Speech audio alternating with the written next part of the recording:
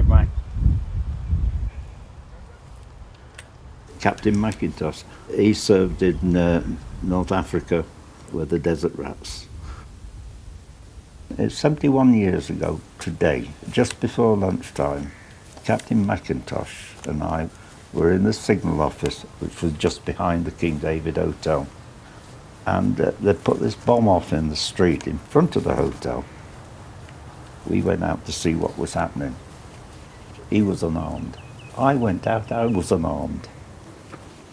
And there was these 4 terrorists there. We didn't know it, that they were Jews and they were dressed in Arab clothes.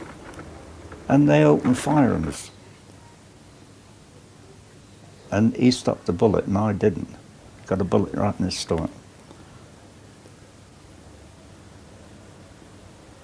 And I dived. I think there were some stairs there then, and I went along the corridor. And the next thing, these milk churns exploded. And I was lucky. I heard an absolute boom, as they went off. And I went out the front door of the hotel and saw that on the front. Couldn't believe my eyes. How I'd got away with it, I haven't a clue to this day. I shouldn't be here now.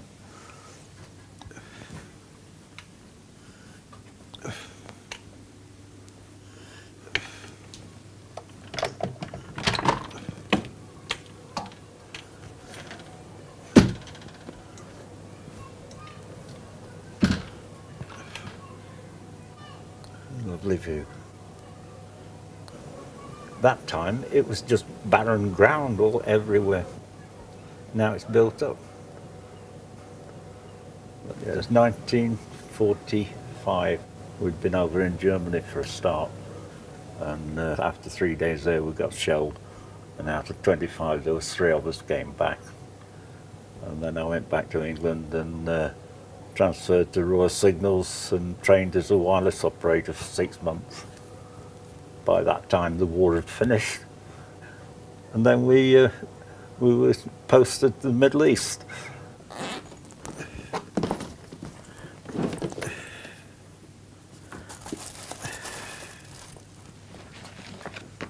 These are some of the photographs taken over the years. That one was the King David. This was our signal officers behind the hotel. Yeah, all it was these huts and barbed wire around them. Yeah, that was the hotel after the bombing. One thing is stuck in my mind over all these years.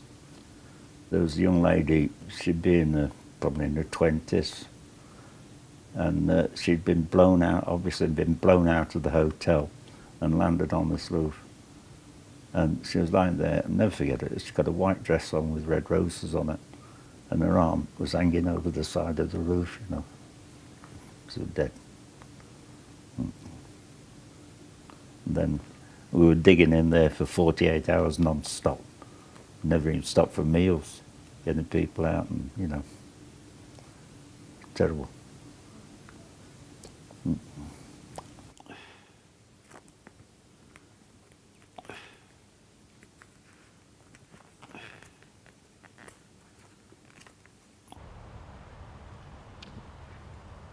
When I was a lad, late in my teens, I was called to join the line of those in Khaki and KD in a land called Palestine. I heard about the Promised Land through Bible class at school. I knew not how or who the job this Holy Land to rule. Quite soon I heard of Stern and a group called IZL, whose actions based on selfish greed turned holiness to hell. I lost good friends, too many, and still recall their names, among them Darky Batsman and Bombardier Harris James. They were not lost in battle, there was no chance to fight. Our mates were murdered by a gang who claimed the right.